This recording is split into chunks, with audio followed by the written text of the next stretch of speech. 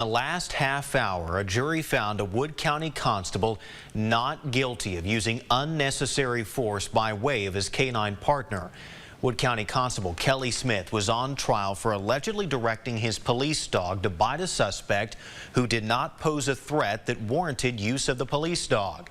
This happened back in 2022, and the federal government alleged the actions resulted in, quote, unnecessary bodily injury to the suspect.